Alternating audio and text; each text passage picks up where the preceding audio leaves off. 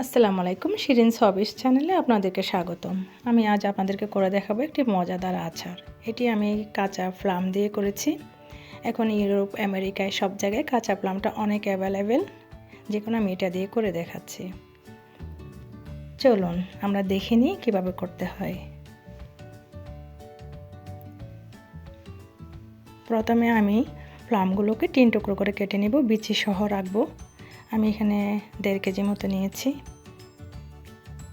এবার একটু হলুদ এবং লবণ দিয়ে আমি প্লামগুলোকে মেখে নেব ভালো করে। সাথে আমি 10-12টা কাঁচামরিচও দিয়ে দিব। হলুদ, লবণ, কাঁচামরিচ এবং প্লাম, এই 4টা জিনিস একসাথে আমি ভালো মতো মাখিয়ে নিব।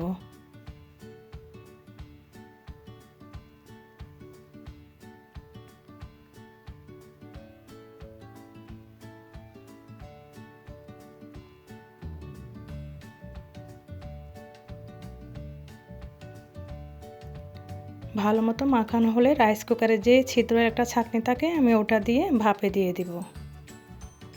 সবগুলো প্লাম একসাথে ভাপে রাখবো আমি 10 থেকে 12 মিনিট। দেখুন 10-12 মিনিট পর একদম সিদ্ধ হয়ে গিয়েছে। এবার চলে যাব আমি মূল রান্নায়। প্রথমে একটি কড়াইতে আমি 1 কাপ তেল গরম করতে দিব। এখানে আমি 1/2 কাপ সরিষার তেল, 1/2 কাপ সয়াবিন তেল নিয়েছি। এবার 4-5টা শুকনো মরিচ ভেঙে দিয়ে দিব।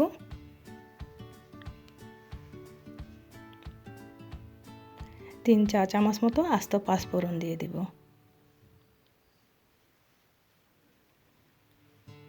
এবার এই দুইটাকে আমি ভালো মতো ভাজবো একটু।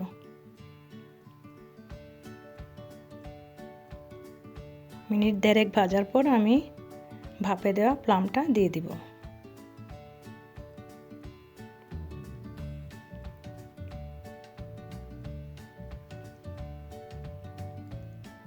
এবার এই প্লামটাকে আমি ভালো মতো ভাজতে থাকবো। মনে রাখতে হবে নিচে যেন কোনোভাবেই ধরে না যায়। কয়েক মিনিট ভাজার পর আমি 1 চা চামচ ধনিয়ার গুঁড়ো, 1 চা চামচ জিরে গুঁড়ো এবং 1 চা চামচ হলুদ গুঁড়ো দিয়ে দিব। সাথে অল্প একটু লবণ আমি বেশি দিচ্ছি না, কারণ আমি ভাপে দেওয়ার সময় অনেক লবণ দিয়েছিলাম। এবার সবগুলো মশলা দিয়ে একসাথে আবারও ভাজতে থাকবো।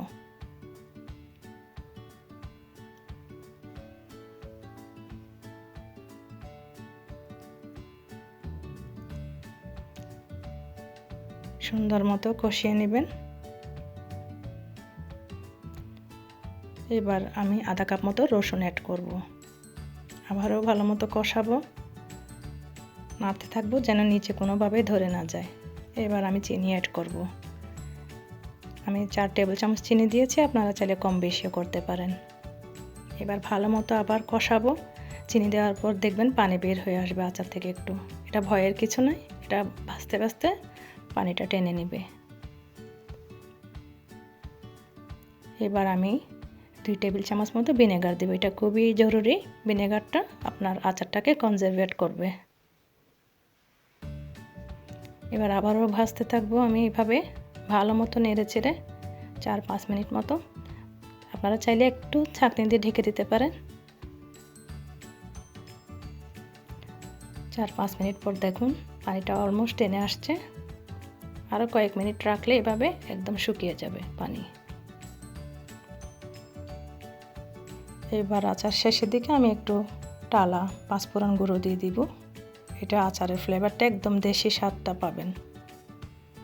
এবার আবারও ভালো মতো কষাবো একটু।